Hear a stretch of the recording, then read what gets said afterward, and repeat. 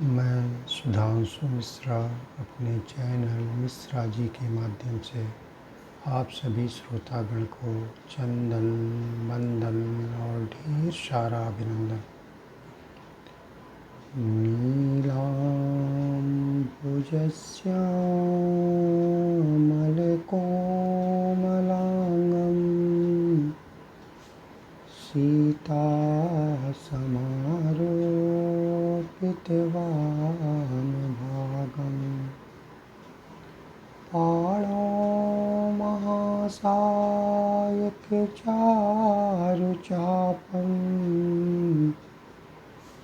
नमामि रामं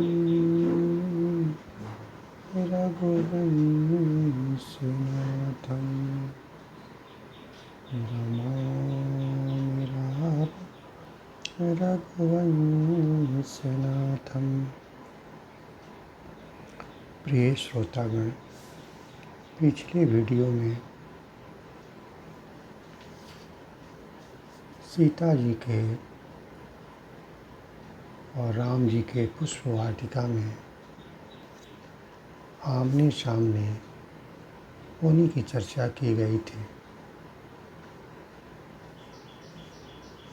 राम और सीता दोनों टकटकी लगाए एक दूसरे को निहार रहे। उनको किसी भी चीज़ का शुद्ध नहीं है। न प्रभु राम जी को फूल तोड़ने का शुद्ध है, न सीता मैया को गिरजा भवानी की पूजा करने का शुद्ध है। राम जी के लिए सीता जी फूल बन गई हैं और सीता जी के लिए राम जी गिरजा मैया बन गए। टकटकी लगा के शुद्ध बुद्ध बहुत देर तक खोए रहे। उसके बाद सखियों ने सीता जी की तंद्रा को तोड़ी और देर होने के चलते उन्होंने कहा कि अब यहाँ से चला जाए, बाद में हम लोग समय अनुसार यहाँ आते रहेंगे और ये राजकुमार का दर्शन करते रहेंगे। उनके सुंदर लुभावने चेहरे का रसपान हम लोग करते रहेंगे। यह सुनकर के अनमने ढंग से सीता जी वहाँ से चली तो, लेकिन मृग पशु पक्षियों वृक्षों के देखने के बहाने वो बार बार घूम करके प्रभु श्री राम की छवि को निहारा करती थी और उनका मन तृप्त नहीं हो रहा था। ठीक यही स्थिति उधर प्रभु श्री राम की भी थी।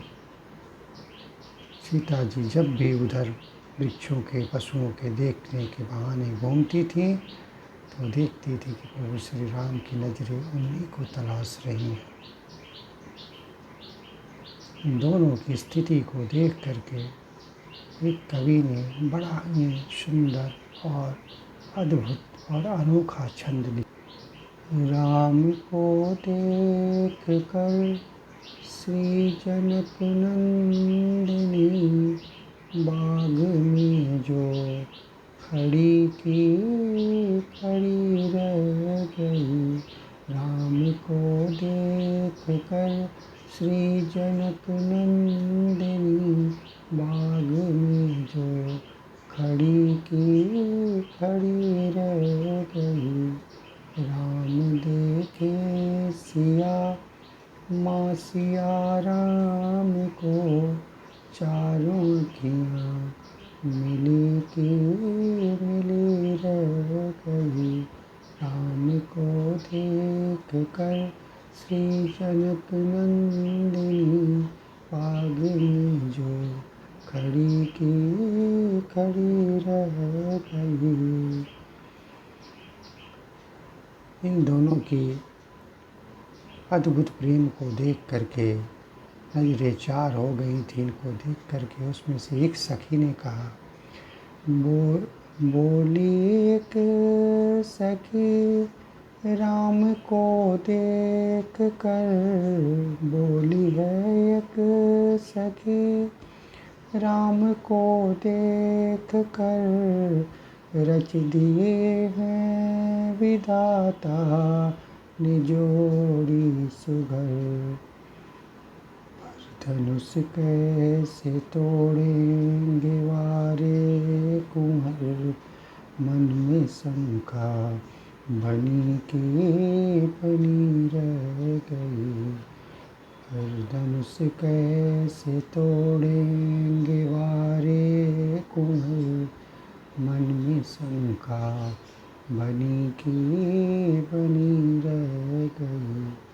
राम को देख कर श्री जनक नंदिनी, बाग में जो खड़ी की खड़ी रह गई। जब ये बात सीता जी भी सुनी तो भी चिंतित हो गई। धनुष तो इतना कठोर है, शिव का धनुष है और ये बड़े सुकोमल है, उतने भारी और गंभीर धनुष को कैसे तोड़ पाएंगे। सीता जी की अवस्था देख करके और पहली सखी की बात सुन करके दूसरी सखी ने कहा, नहीं, घबराने की कोई बात नहीं है। हम लोगों ने सुना है कि बोली दूजी सखी देख चोटन लगे, पर चमत्कार इनका नहीं जानती।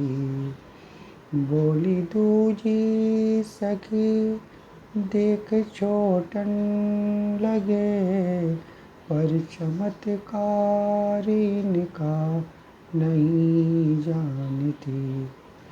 एक ही बाण में ताड़िका राक्षसी, उठ सकी ना पड़ी की पड़ी रह गई। राम को देख कर श्री जनक नंदिनी, बाग में जो खड़ी की खड़ी रह गई। सखियों के कहने पर, समझाने पर और मन को अपने सांत्वना दे करके सीता जी वहाँ से दौड़ी हुई आई और गिरजा भवानी के मंदिर में आई और वो भवानी मैया से उनके चरणों में गिर करके उनकी वंदना करने लगी कि हे माँ, बस मेरी मनोकामनाएं आप पूर्ण कर दे। मैंने बचपन से आपकी सेवा की है, आज जो समय आ गया है उसका फल देने के लिए मेरे मन में जो बात है उसे आप पूरा कर लें। और यह कह करके सीता मैया वंदना करने लगी। जय जय गिरिवर राज किशोरी, जय महेश मुख चंदे चकोरी। जय गज बदन सड़ानन माता, जगत जननी दामिनी दोती गाता। नहीं तयादि मध्य अवसान, अमित प्रभाव वेद नहीं जाना। भव भव विभव पराभव कारिणी, विश्व विमोहिनी स्ववश विहारिणी। पति देवता सुतिय महो, मातु प्रथम तवरे। महिमा अमित न सकहि कही, सहस शारदा से सियावर रामचंद्र की जय। पवन सुत हनुमान की जय।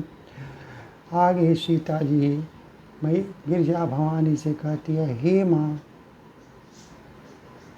आप शिव जी की प्राण प्रिया हैं, जिसने त्रिपुरासुर का वध किया। आपकी सेवा से चारों फल सुलभ हो जाते हैं। मनुष्य, देवता, गंधर्व, मुनि सब लोग सुखी हो जाते हैं। इसीलिए आप मेरा भी मनोरथ सिद्ध करें। और ऐसा कह करके जानकी जी उनके चरण को पकड़ ली और विलाप करने लगी और कहने लगी, मोर मनोरथो जानौनी के, बसहु सदा उर सबही के। किन्नेउ प्रगट न कारण तेई, अस कही चरण गए बैजेई। गिरिजा भवानी के चरण पकड़ करके जानकी जी बहुत ही रोने लगी और कहने लगी, मैं अपनी मनोरथ आपसे कह नहीं सकती, क्योंकि मन में जो बात है माँ आप सब जानती है। कृपा करके मेरे मन की बात को पूरा करें। और यह कह करके उनके चरणों से लिपट करके रोने लगी। माँ भी विनयवश, माँ ही होती है। जानकी जी का ये भाव देख करके माँ भी काफ़ी द्रवित हो गई और माँ के गले की माला खिसक करके सीता जी के गले में पड़ गई और माँ की मूर्ति मुस्कुराने लगी। यह देख करके सीता जी को विश्वास हो गया कि माँ ने मेरी वंदना स्वीकार कर ली और मुझे आशीर्वाद दिया, मेरी मनोकामना जरूर पूर्ण होगी। और गिरजा भवानी ने क्या आशीर्वाद दिया, सुनु सिय सत्य आशीष हमारी, पूजी मन कामना तुम्हारी। नारद बचन सदा सुचि साचा, सो बरु मिली जाई मनोराजा। गिरजा भवानी ने कहा कि जाओ सीता, मैं आशीष देती हूँ, तुम्हारी मनोकामना पूर्ण होगी। नारद जी का वचन सदैव सत्य होगा और तुम्हारे मन में जो बात है, जो मनोकामना है वो पूर्ण होगी और जैसा चाहती हो वैसे ही वर मिलेगा। हमें गिरजा भवानी का आशीर्वाद देती हैं। इसको तुलसीदास जी ने बड़े अच्छे छंद में लिखा है, मनु जाई राजेहु मिली सो बरु, सहज सुंदर सामरो, करुणा निधान सुजान सीलो, सनेहु जानत रावरो। यही भांति गौरी असीस सुनि सिया, सहित ही हरसियली, तुलसी भवानी पूज पुनि पुनि, मुदित मन मंदिर चली, मुदित मन मंदिर चली, मुदित मन मंदिर चली। यानी गिरजा भवानी ने आशीर्वाद दिया कि हे पुत्री, जैसा ही तुम वर चाहती हो वैसा ही वर तुम्हें मिलेगा। तुम मन में जैसे ही वर की कामना रखी हो ठीक उसी प्रकार का ही वर मिलेगा। जो वर होगा वो स्वभाव से सुंदर होगा, श्यामला होगा, दया का खजाना होगा और शीर स्नेह का भंडार होगा। और ये आशीर्वाद सुन करके सारी सखियाँ बहुत खुश हुई। और तुलसीदास जी कहते हैं कि गिरजा मैया की बार बार पूजा करके सीता जी प्रसन्न मन से मुदित मन मंदिर चली, अपने राजमहल को लौट आए।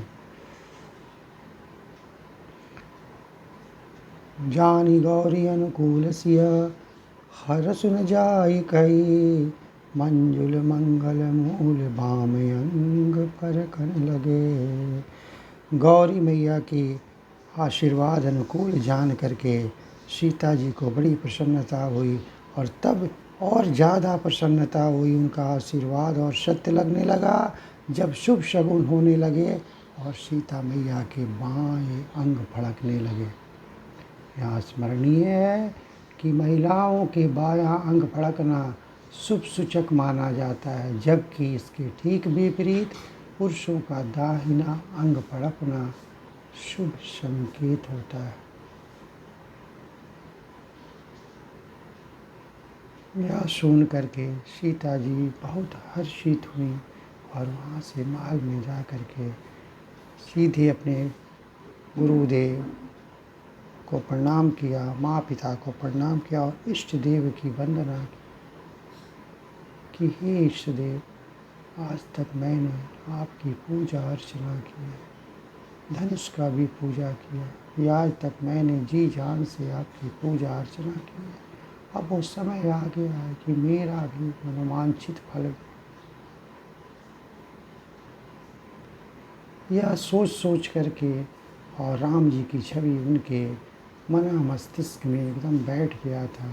दिन रात जहाँ रहती थी वहाँ भी उनकी छवि उनके हृदय में बसी रहती थी और दिलो दिमाग में हमेशा वही छवि दिखाई देती थी। दूसरी तरफ प्रभु श्री राम जब फूल लेकर के मुनि के पास गए तो मुनि ने पूजा की और फिर दोनों भाइयों को आशीर्वाद दिया। रामचंद्र जी तो मन के बहुत निश्चल थे, उनके मन में कोई छल प्रपंच नहीं था, उनका बड़ा सरल स्वभाव था। उन्होंने कहा, राम का सब कौशिक पाही, सरल स्वभाव छुअत छल नाई।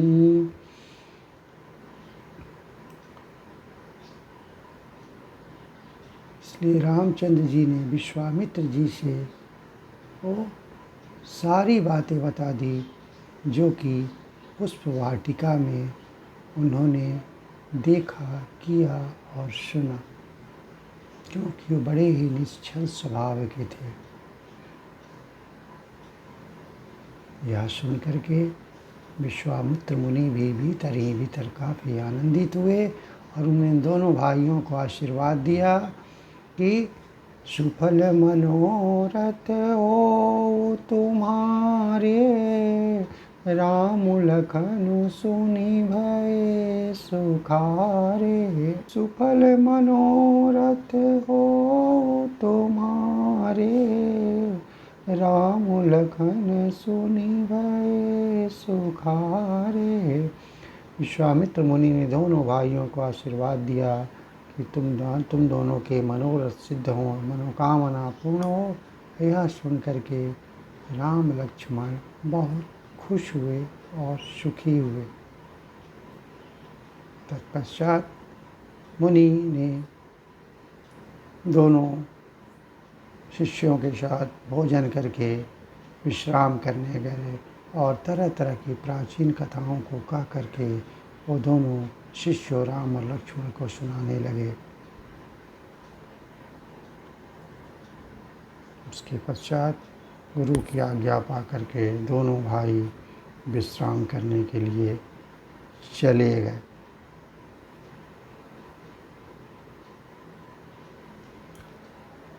कहने का तात्पर्य यही है कि ये जानने की बात है, ये रहस्य की बात है कि बहुत लोग ये कह देते हैं कि सीता जी और राम जी भगवान और लक्ष्मी हो करके भी पुष्प वाटिका में गए और बालकों की तरह दोनों एक दूसरे को देख रहे थे और मुस्कुरा रहे थे। नहीं, ये ध्यान देने की बात है, ये रहस्य की बात है, गूढ़ तत्व है कि कई साल ये तो दोनों विष्णु भगवान और साक्षात लक्ष्मी जी थे। कई साल दोनों को एक दूसरे से अलग हुए हो गया था। सामान्य ज़िंदगी में भी काफ़ी अलगाव के बाद, काफ़ी समय बीतने के बाद जब एक दूसरे से कोई मिलता है तो अगाध प्रेम छलकता है और चारों आँखें एक हो जाती हैं। दोनों की एक दूसरे से चेहरे से किसी की आंखें हटती नहीं है। वही स्थिति यहाँ हो गई थी। ये लोग किसी से ये बात कह नहीं सकते थे। नर लीला करने के लिए पृथ्वी पर आए थे, लेकिन कई सालों के बाद जब दोनों ने एक दूसरे को देखा तो मर्यादा के हिसाब से वे दोनों से मिल तो नहीं सकते थे, लेकिन चक्षु भोग करके अपने आँखों से ही आनंद ले रहे थे और दोनों एक दूसरे को बता रहे थे, एहसास दिला रहे थे और महसूस भी कर रहे थे कि हम दोनों एक दूसरे को कितना चाहते हैं। दूर रहने के बावजूद भी हम लोगों के प्रेम में कोई कमी नहीं हुई है और फिर नए सिरे से जल्दी ही हम एक होना चाहते हैं। कहने का तात्पर्य यही है कि इससे हमें सीख लेनी चाहिए कि किसी भी कार्यवश कारणवश यदि हम दो जुगल प्रेमी या फिर रिश्ता कोई भी क्यों ना हो जो प्रेम से वशीभूत हो, अगर बहुत दिन बिछड़ाव के बाद मिलता है तो निश्चित रूप से अपने प्रेम को जाहिर करना चाहिए। कभी भी दूर रहने से प्रेम में कटौती नहीं होनी चाहिए, प्रेम में उदासी नहीं होनी चाहिए। प्रेम तो सर्वथा और सर्वदा निश्चल और निष्कलंक है। यदि हम बहुत दूर रह गए, बहुत दिनों के बाद मिलते हैं और एक दूसरे को भूल गए, इसका मतलब कि उस प्रेम में गहराई नहीं थी, वो सच्चा और निश्चल प्रेम नहीं था। जब भी मिलें पुरानी स्मृतियों को साथ लेकर के मिलें। इससे ये होगा कि आपका प्रेम मजबूत होगा और सर्वदा हमेशा सफलीभूत होगा, जैसा कि प्रभु श्री राम और माँ जानकी ने किया।